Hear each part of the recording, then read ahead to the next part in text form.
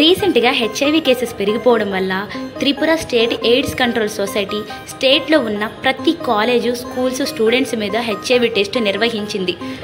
ఆ test result తెలుసుకునే ముందు హెచ్ఐవి రావడానికి రీజన్ ఏంటో తెలుసుకుందాం. ఫస్ట్ రీజన్ ఇన్ఫెక్టెడ్ పర్సన్తో రిలేషన్లో ఉండడం. సెకండ్ రీజన్ ఇన్ఫెక్టెడ్ పర్సన్ యొక్క ఇంజెక్షన్స్ యూజ్ చేయడం.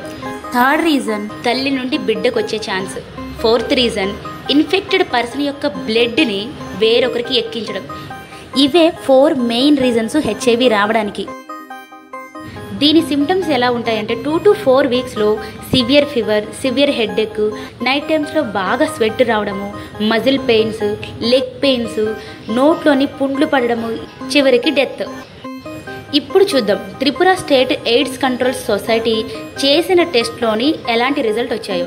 సో చేసిన టెస్ట్లోని చాలా షాకింగ్గా 828 మెంబర్స్కి హెచ్ఐవి పాజిటివ్ వచ్చింది. దానిలో 570 మెంబర్స్ బ్రతికే ఉన్నారు.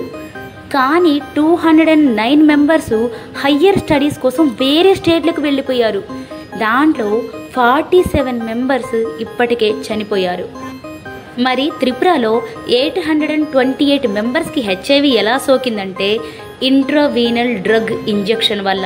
అంటే హెచ్ఐవి సోకిన వ్యక్తి యొక్క ఇంజెక్షన్ని ఎవరెవరికైతే యూజ్ చేశారో వాళ్ళందరికీ హెచ్ఐవి వచ్చింది. ఇది ఎంత వైరల్ న్యూసో అర్థం చేసుకోండి. ఒక్క ఇంజెక్షన్ మన లైఫ్ని స్పాయిల్ కూడా చేస్తుంది.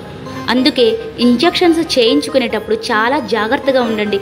న్యూ ఇంజెక్షన్ మీ ముందే సీల్ తీసారో లేదో తప్పకుండా చూడండి. టెక్నాలజీ ఎంత డెవలప్ అవుతున్నా కొన్ని వ్యాధులకి నివారణ లేదు. దానిలో ఇది ఒకటి.